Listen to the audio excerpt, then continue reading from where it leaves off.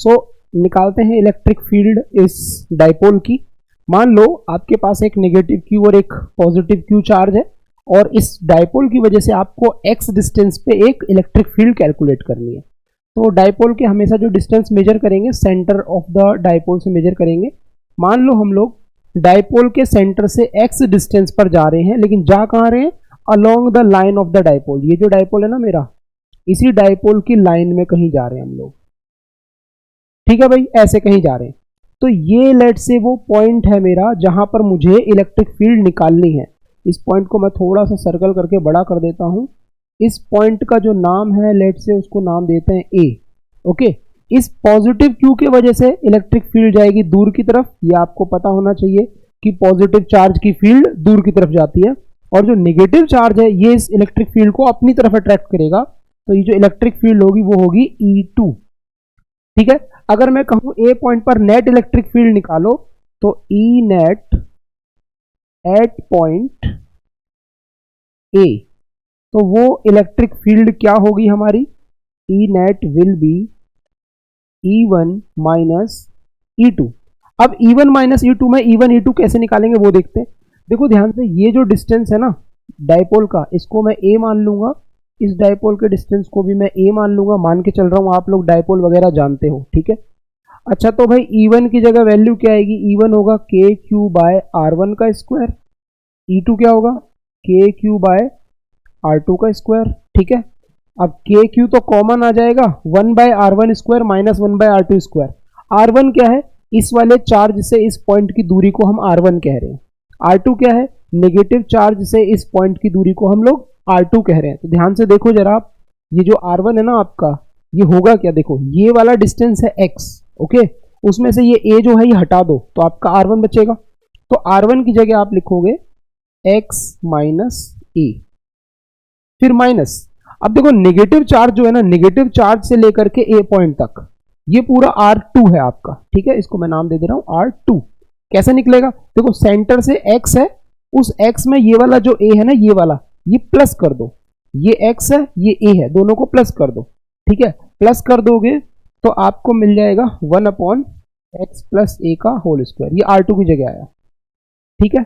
तो अब मैं निकालता हूं नेट इलेक्ट्रिक फील्ड। तो देखो एलसीएम लूंगा, ये ऊपर जाएगा ये ऊपर जाएगा ऐसे, तो नेट इलेक्ट्रिक फील्ड क्या बनेगी आपकी, KQ कॉमन है, ब्रैकेट के अंदर x प्लस a का whole square minus x minus a का होल स्क्वायर। नीचे देखो इनके ना एक्सपोनेंट सेम है, ये जो पावर्स है ना ये सेम है। जब पावर सेम होती है तो बेस मल्टीप्लाई हो जाते हैं, तो मैं बेस को मल्टीप्लाई कर दूंगा, x plus a bracket x minus a complete, इनके ऊपर एक ब्रैकेट आएगा और उसके ऊपर पावर 2 आ जाएगी। आई होप आपको समझ में आ रहा होगा। Is equals to KQ bracket, देखो ऊपर वाले स्क्वायर्स को एक्सपेंड कर रहा हूं मैं, a square plus b square plus 2ab, ये आप लोग जानते होंगे।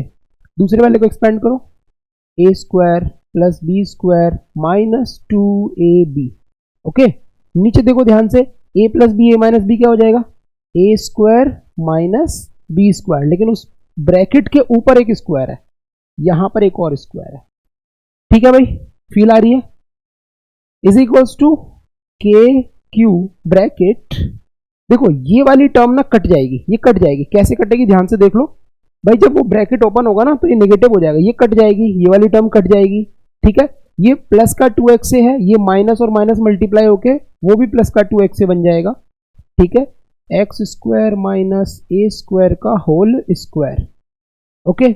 अब इसको हम लोग थोड़ा सा एडजस्ट करके लिख देंगे, ये आ जाएगा KQ ब्रैकेट, जो ये 4x है ना इसको लिख देंगे 2a इंटू 2x, जो मेरा 4x से है उस 4 को तोड़ दूंगा मैं 2 इंटू 2, x एक इधर आ गया a इधर आ गया, 2a इंटू 2x, दोनों को मल्टीप्लाई करो 4xa आ जाएगा, डिवाइड में आ जाएगा x square minus a square का होल स्क्वायर।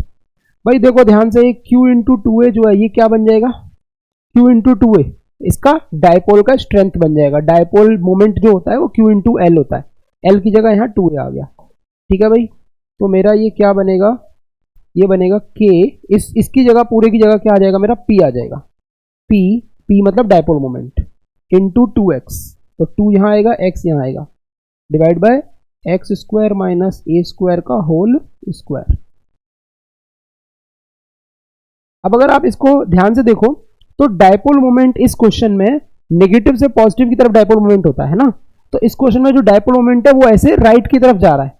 इलेक्ट्रिक फील्ड में देखो E1 बड़ी है, E2 छोटी है, क्योंकि ये नजदीक है ना, ये वाली फील्ड बड़ी होगी E1 वाली, तो इलेक्ट्रिक फील्ड भी नेट राइट की तरफ ही जा रही है। इसका मतलब क्या है कि जो इसकी डायपोल मोमेंट की डायरेक्शन है वही इसकी नेट इलेक्ट्रिक फील्ड की डायरेक्शन है। तो इसका मतलब मैं यहां पर वेक्टर का साइन दोनों में लगा दूं, कोई दिक्कत नहीं है, बिकॉज दोनों वेक्टर पैरेलल है।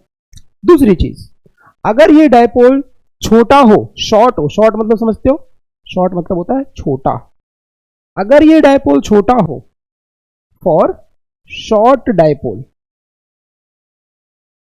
शॉर्ट डायपोल में क्या होता है भाई, x is very very greater than a, मतलब ये जो डिस्टेंस है ये काफी छोटा होगा और जो यहां से यहां तक का डिस्टेंस है वो काफी बड़ा होगा। तो इस केस में हम लोग यहां पर ये जो a लिखा है ना, इसको इग्नोर कर सकते हैं, और जब मैं a को इग्नोर करूंगा तो मुझे ये फॉर्मूला एडजस्ट होके मिल जाएगा। क्या, नीचे वाला a गायब हो गया, नीचे x स्क्वायर की पावर 2, तो कितना हो जाएगा x की पावर 4, और ऊपर वाले x से नीचे वाले x की पावर 4 को काट दूंगा, तो 2kpx अपॉन x की पावर 4, तो ऊपर वाले को इससे कैंसिल करूंगा तो x की पावर 3 बचेगा।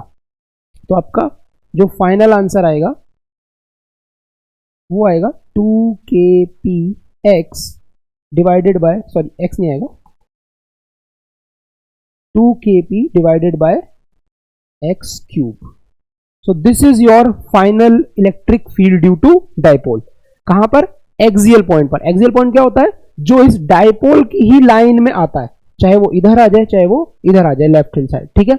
ये डायपोल है, इसी डायपोल के आगे या पीछे कोई भी पॉइंट हो वहां पर इलेक्ट्रिक फील्ड निकालने के दो फॉर्मूले हैं। ये फॉर्मूला जब लगाना है जब डायपोल छोटा नहीं है, मतलब a और x कंपेरेबल है। ये फॉर्मूला जब लगाना है जब x बहुत बहुत छोटा है।